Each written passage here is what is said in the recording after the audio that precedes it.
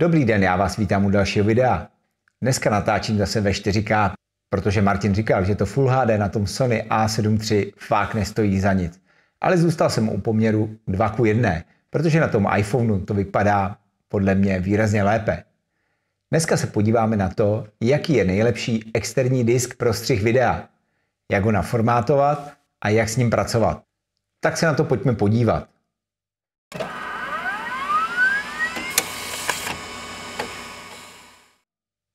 Pokud střiháte videa, tak sami dobře víte, že kapacita paměti notebooku na to nestačí.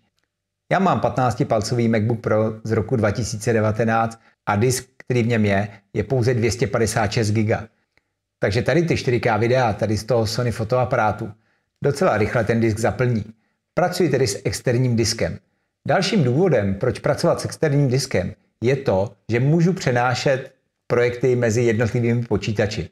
To znamená, natočím to, stáhnu to, uložím na disk, střihám na notebooku a pak následně jenom připojím ten disk tady k iMacu a dokončím ten střih videa na iMacu, včetně barvení a exportu, protože výkon těch dvou počítačů se prostě nedá srovnávat.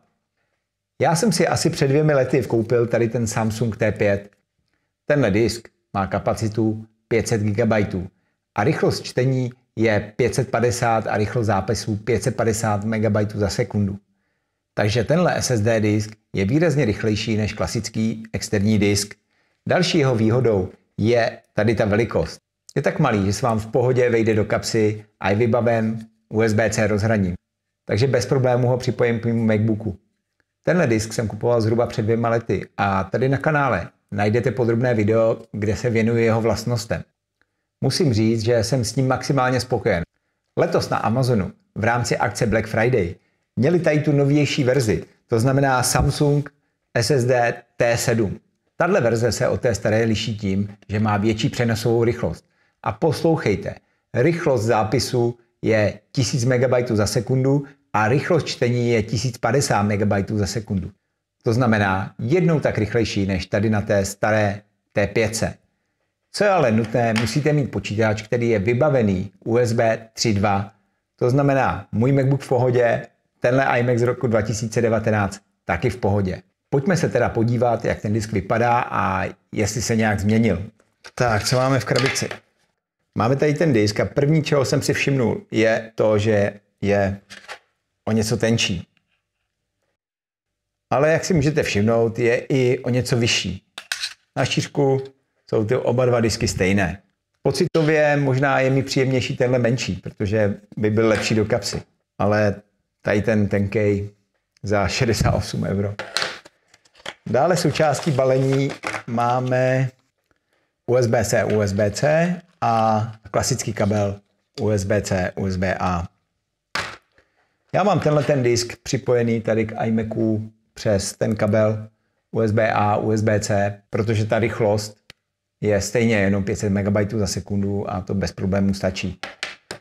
Ale tenhle novější disk určitě vyzkouším tady přes ten nový kabel, tak abych využil tu maximální rychlost, kterou nám nabízí. Co je důležité, než ten disk začnete používat, je rozmyslet si, k jakým počítačům ho budete připojovat. Pokud budete připojovat tento disk pouze k Macu, naformátujete ho jednoduše na Mac OS. Pokud se rozhodnete, že chcete tenhle disk využívat i na jiném počítači než na Macu, třeba na nějakém Android zařízení nebo na Windows, je velice důležité zvolit formát exFAT, protože jedině tady s tím formátem jste schopni ten disk používat také na Windows strojích. Ono se to občas hodí, když přenáším projekt tady z MacBooku nebo z iMacu do Dominikového PC.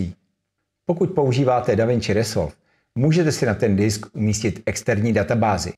O tom, jak pracovat s externí databází DaVinci Resolve, se dovíte tady na kanále. Je na to speciální video. Osobně preferuji pracovat s tou externí databází, protože bez problémů pak stříhám jak na MacBooku, tak tady na iMacu. Což výrazně zrychlí to workflow, než kdybych exportoval ten projekt a následně ho importoval do té databáze toho dalšího počítače. Pojďme se tedy podívat na to, jak disk naformátovat a jakou rychlost z něj vymáčkneme. Připojíme. Mám ho tedy připojený na ten jeden z těch Thunderbolt portů. Už se mi tady objevil na ploše. Já si otevřu diskovou utilitu, disk utility, a podívám se, jak ten disk je naformátovaný. Vidím, že je naformátovaný na XFAT, ale můžu si ho přeformátovat a můžu si ho přejmenovat. Můžu dát smazat a nazvu ho Samsung T7. Dám smazat a hotovo. Poměrně rychlá záležitost. A nyní se pojďme podívat, jakou reálnou rychlost nám tenhle disk nabídne. Takže já otevřu Blackmagic Disk Speed Test a tady je důležitý vybrat ten disk, takže vybereme si ten Samsung, Open a dáme Start. Takže vidíme zápis 805 a čtení nějakých 897. Ta rychlost toho disku je závislá také na velikosti těch souborů, které zapisujeme. Ale je potřeba si uvědomit, že údaje od výrobce jsou vždycky ty nejlepší možné dosažitelné. Tady v mém případě se tedy dostávám na rychlost čtení někde okolo 900 MB za sekundu a rychlost zápisu někde okolo 800.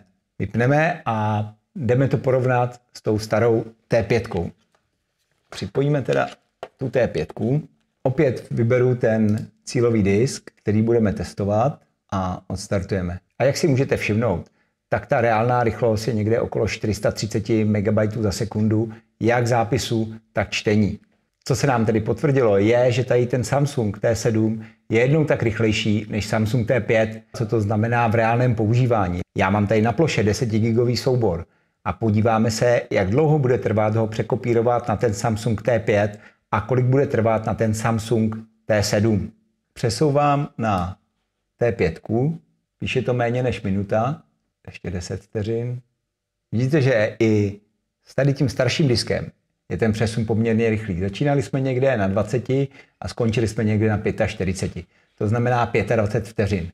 A teď se pojďme podívat, kolik to bude trvat na tu T7. Tak, 58, 59, teď. A už nám to jede, to je fofer. 11 vteřin. Skutečně ten disk je jednou tak rychlejší. Já jsem osobně nezaznamenal žádné problémy s rychlostí toho disku T5 při střihu videa, ale rozhodně je příjemné mít disk, který je ještě jednou tak rychlejší. A za těch 68 €, co byl v nabídce v rámci Black Friday, nekupte to.